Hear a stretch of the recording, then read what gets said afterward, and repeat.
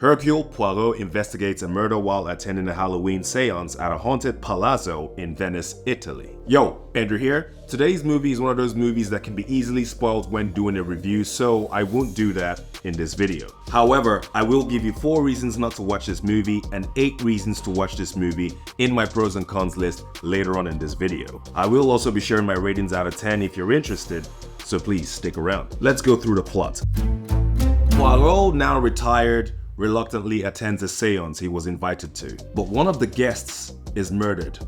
It's up to the former detective to once again uncover the killer. So in efforts not to spoil this movie, let's move on to the cons and then the pros later. Con number 1. There's a fair amount of jump scares in this movie. Sometimes I think the jump scares were unnecessary, but that's coming from me. I'm a guy who watches The Simpsons or Seinfeld before I go to bed. I want to make this whole place a nightmare-free zone.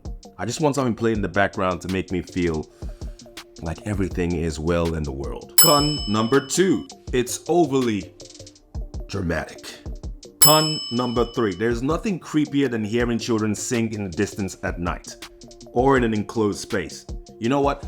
I don't want to hear kids sing anywhere at night. Fuck that. Listen, if you have surround sound system or you're in the cinema, you might occasionally glance around to make sure everything is still kosher. I'll just be hearing some...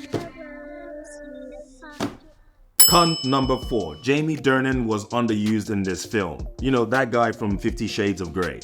The gray guy. He was underused. Okay, now let's do the pros.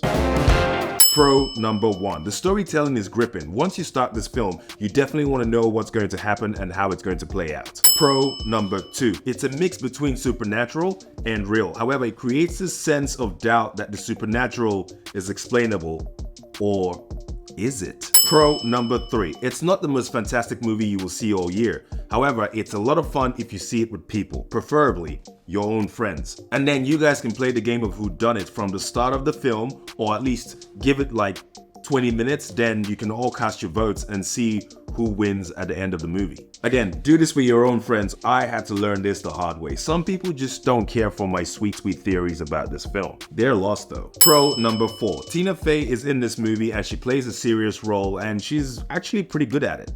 I mean, I don't know why I had doubts in the first place. She is a fantastic actor, but I was expecting more comedy from her, but she played this serious. Pro number 5. The cinematography is brilliant in context of the movie. Pro number 6. The child actor in this film is damn brilliant in his role. He well and truly understood the assignment. Pro number 7. After watching this movie, you come out feeling like you could be a detective for like a strong 24 hours, and then you forget all about it and go back to your real life and your real job.